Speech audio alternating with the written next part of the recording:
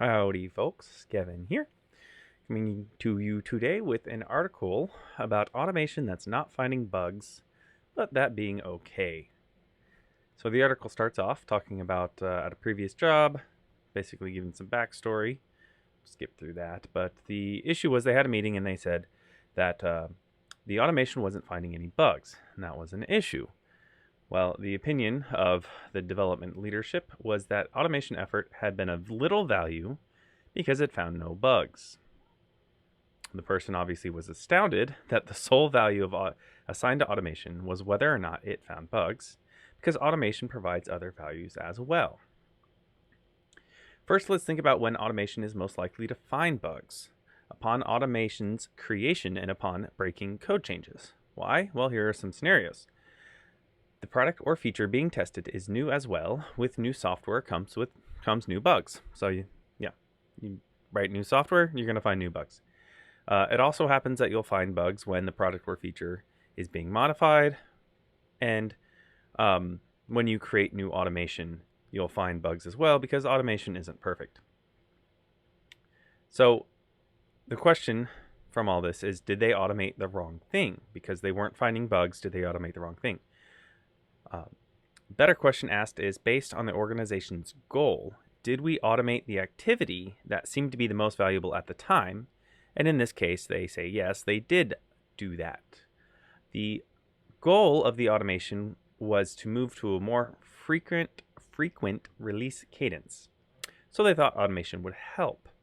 Specifically, they chose smoke testing. So smoke testing was a set of scripts that ran in a reasonable amount of time and checked that the system was not egregiously broken. It's a tough word. In other words, they wanted to know if the core features of the product could work, but they didn't want to wait forever to know. And this is one of the key parts of this article, was that they didn't write automation to test every single little thing. They wrote automation to, provide smoke tests. So then they were talking about when they execute automation. Well, normally it's when there's a change in the application being tested. Most teams do not execute their automation on an application that hasn't changed. Now, there's a question of what qualifies change. I remember reading or hearing a good talk that said, basically, anytime the date changes, the code has changed, because there's a lot of code that depends on certain dates. Things like different quarters of the year, or even time zones, or switching over from one day to the next, that can all break your code. And things expire, like certificates. One of the biggest outages I know was because a security certificate expired and it brought down the entire website. And the code didn't change, but the conditions around the code changed.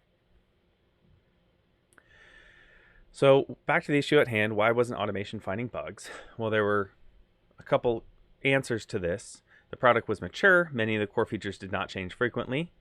So things wouldn't change, so bugs wouldn't pop up as much. Developers proceeded with extra care when modifying these features. I'm a developer. I don't buy that story. And then the Pesticide Paradox, which I never heard of the Pesticide Paradox, so I wanted to look it up.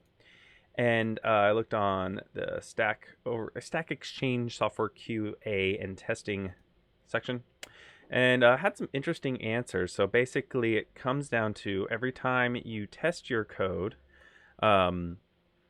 it's going to eradicate some bugs, but as those bugs are eradicated and fixed, hopefully, the fixes for those bugs can actually introduce new bugs.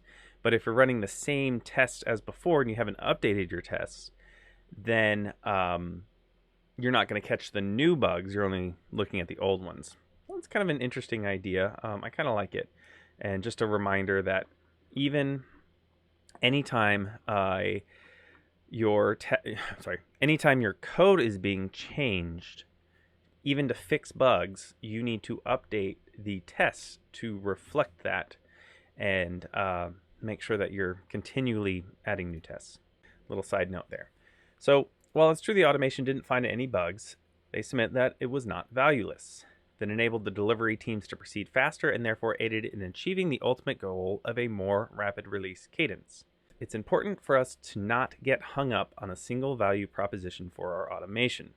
Automation provides value in multiple forms, including bug finding, increased pace, and increased coverage. We should keep in mind our ultimate goals and use our tools as appropriate to achieve those goals. That was the article. I'm going to link to it in the description of this video. But I liked the idea. It's nice and short, 3 minutes.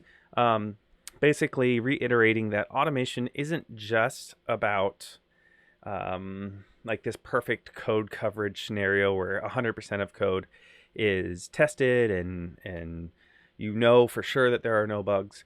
It can be as simple as we want to speed up the pace a little bit, and we can do that by adding a little layer of smoke testing so that developers don't have to do that set of testing themselves.